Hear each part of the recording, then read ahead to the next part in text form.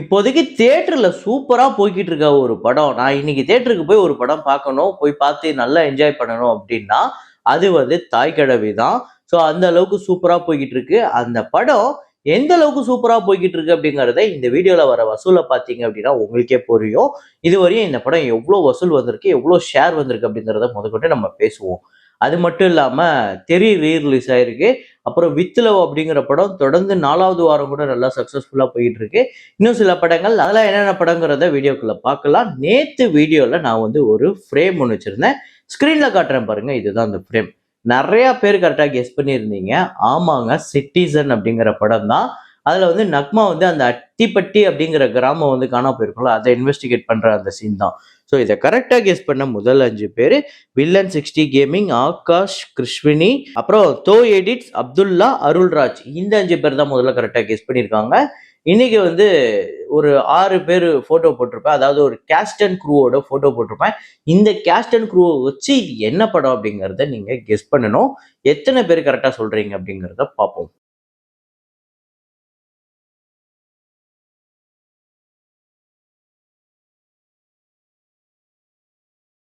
So வசூல்குள்ள போறதுக்கு முன்னாடி நம்மளோட சேனல நீங்க சப்ஸ்கிரைப் பண்ணாம பார்த்துட்டு இருக்கீங்க அப்படின்னா பண்ணிக்கோங்க. லைக் அப்படிங்கிறத பிரஸ் பண்ணிக்கோங்க.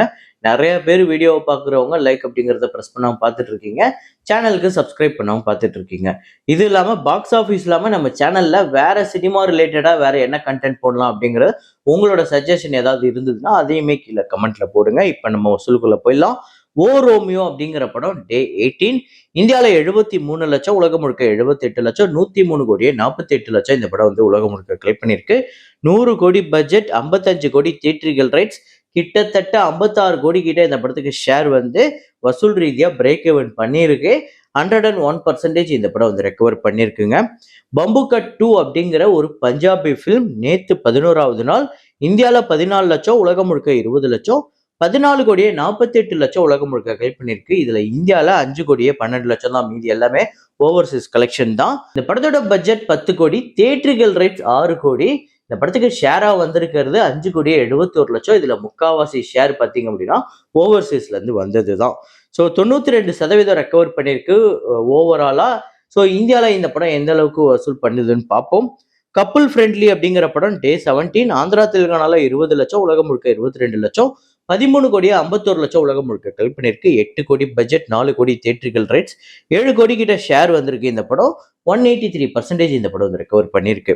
விஷ்ணு விநியாசம் அப்படிங்கிற படம் டே 4 ஆந்திரா தெலுங்கானால 1 கோடியே 13,00,000, உலகம் முழுக்க 1 கோடியே 50,00,000, 11 கோடியே 2,00,000 உலகம் முழுக்க கலெக்ட் பண்ணியிருக்கு. இதுல ஆந்திரா தெலுங்கானால மட்டும் 6 கோடியே 88,00,000. இந்த படத்தோட பட்ஜெட் 12 கோடி, தியேட்ரிக்கல் ரைட்ஸ் 6 கோடி, கிட்டத்தட்ட ஷேருமே 6 கோடி கிட்ட தான் வந்திருக்கு.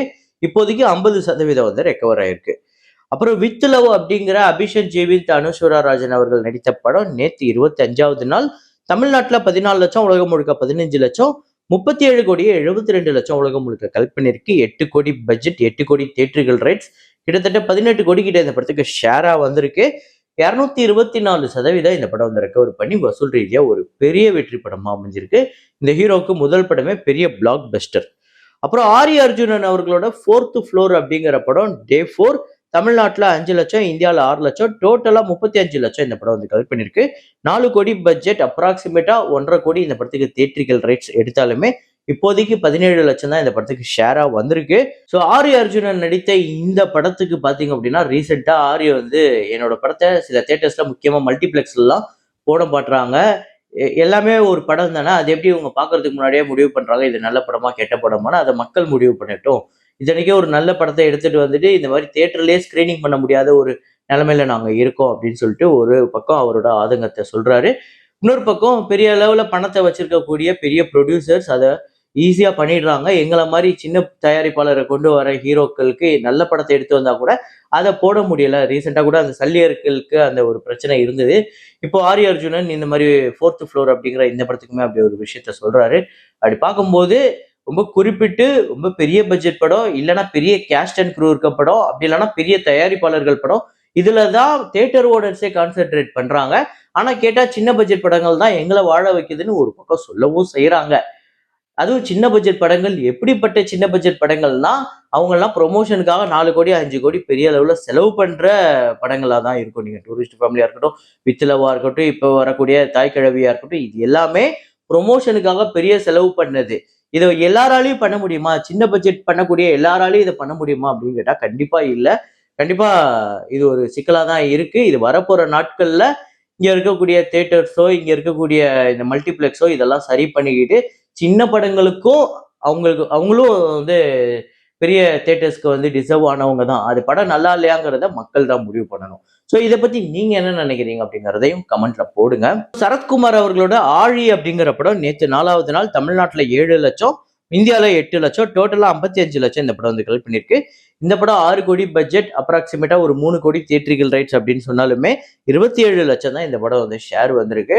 ஸோ ரொம்ப சுமாரா தான் பெர்ஃபார்ம் பண்ணியிருக்கு ஆழி அப்படிங்கிற படம். அப்புறம் தெறி ரீ ரிலீஸ் இது பார்த்தீங்க அப்படின்னா நேத்து 4வது நாள் தமிழ்நாட்டுல 16,00,000, இந்தியால 18,00,000, 1,52,00,000 இந்தியால டோட்டலா கலெக்ட் பண்ணியிருக்கு.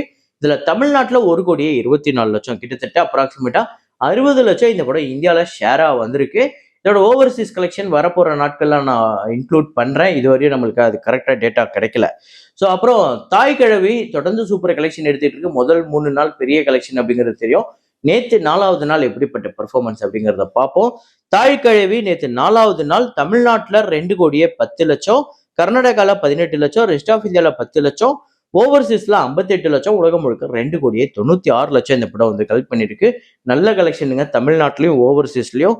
டோட்டலா 15,66,00,000 தமிழ்நாட்டிலையும், கர்நாடகால 1,53,00,000, ரெஸ்ட் ஆஃப் இந்தியால 45,00,000, ஓவர்சீஸ்ல 6,63,00,000, உலகம் முழுக்க 24,27,00,000 வெறும் 4 நாள்ல கலெக்ட் பண்ணிருக்கு. பட்ஜெட் 10 கோடி, தியேட்ரிக்கல் ரைட்ஸ் 9,5 கோடிக்கு போயிருக்கு. ஆல்ரெடி கிட்டத்தட்ட இந்த படம் 12 கோடி கிட்ட ஷேரா வந்திருக்குங்க வெறும் 4 நாள்ல. பிரேக் ஈவன் பண்ணது மட்டும் இல்லாம இந்த படம் ப்ராஃபிட்டும் எடுத்திருக்கு. அதுவும் கிட்டத்தட்ட ஒரு 2ல இருந்து 2,50 கோடி கிட்ட டிஸ்ட்ரிபியூட்டர் ப்ராஃபிட் அப்படின்னு மட்டுமே சொல்லலாம். அந்த அளவுக்கு ஒரு நல்ல பெர்ஃபார்மன்ஸ். 125% இந்த படம் இப்போதைக்கு ரெக்கவர் பண்ணியிருக்கு. பாப்போம் வரப்போற நாட்கள்ல இந்த படம் எப்படி பெர்ஃபார்ம் பண்ண போகுது. இந்த படம் லைஃப் டைம் கலெக்ஷன் எவ்வளோ ஆயிருக்கும்னு இப்போ சொல்லுங்க. ஏன்னா நேத்து முந்தானத்து கலெக்ஷன்லாம் வச்சு நீங்க ஒரு கணக்கு பண்ணியிருப்பீங்க. இப்போ வீக் டேல மண்டே எதுவுமா ஒரு பெர்ஃபார்மன்ஸ் பண்ணும்போது இப்போ உங்களுக்கு ஒரு கணக்கு இருக்கும். ஸோ இப்போ சொல்லுங்க, தாய் கிழவி ஃபைனலா எவ்வளோ கலெக்ட் பண்ணணும்னு நீங்க நினைக்கிறீங்க அப்படிங்கிற உங்களோட ப்ரெடிக்ஷனை கமெண்ட்ல போடுங்க. அப்புறம் இன்னைக்கு வந்து 9 இயர்ஸ் ஆஃப் குற்றம் 23 ரொம்பவே சூப்பரா இருக்கும். அந்த மெடிக்கல் மாஃபியாவை செம்மையா இந்த படத்துல காமிச்சிருப்பாங்க. ஸோ அருண் விஜய் அவர்களோட ஒரு பயங்கரமான இன்வெஸ்டிகேஷன் த்ரில்லர். இந்த படம் வந்து தமிழ்நாட்டுல 11,50,00,000, உலகம் முழுக்க 12,85,00,000. பட்ஜெட் 3,5 கோடி, தியேட்ரிக்கல் ஷேரா 5,85,00,000 கிட்ட வந்திருக்கு. வசூல் ரீதியா ஒரு சூப்பர் ஹிட் திரைப்படம். ஸோ உங்க எத்தனை பேருக்கு இந்த படம் ஃபேவரட் அப்படிங்கிறத கமெண்ட்ல போடுங்க. அப்புறம் 4 இயர்ஸ் ஆஃப் பீஷ்ம பருவம். பீஷ்ம பருவம் மம்முட்டி அவர்களோட ஒரு தரமான ஒரு படம். ஒரு ஃபேன் பாய் சம்பவம் அப்படின்னு நம்ம சொல்லலாம். அந்த மாதிரி ஒரு படம். ஒரு குடும்பத்துக்குள்ள நடக்கிற ஒரு பயங்கரமான த்ரில்லர். அடுத்தடுத்து என்ன நடக்கும் அப்படின்னு அப்படி சீட்டேஜ்ல உட்கார வைக்கக்கூடிய ஒரு படம் அப்படின்னு சொல்லலாம். ஒருவேளை இந்த படத்தை நீங்க பார்க்கல அப்படின்னா பாருங்க, அவ்வளவு சூப்பரா இருக்கும். தமிழ் ஆடியோல கூட இருக்கு. கேரளால மட்டுமே இந்த படம் 46,75,00,000 வந்து வசூல் பண்ணியிருக்கு. ரெஸ்ட் ஆஃப் இந்தியால 4,13,00,000, ஓவர்சீஸ்ல 36,35,00,000, உலகம் முழுக்க 87,23,00,000 இந்த படம் வந்து கலெக்ட் பண்ணியிருக்கு. 15 கோடி பட்ஜெட், 40 கோடிக்கு மேல ஷேர் வந்து வசூல் ரீதியா பெரிய வெற்றி படமா அமைஞ்சது. இந்த படம் நீங்க பார்த்திருந்தீங்க அப்படின்னா உங்க எத்தனை பேர் ஃபேவரட் அப்படிங்கிறத கமெண்ட்ல போடுங்க. இதே மாதிரி ஒரு வீடியோல இதே மாதிரி கலெக்ஷன் ரிப்போர்ட்ல மீண்டும் நான் உங்களை சந்திக்கிறேன். Signing off Rahman.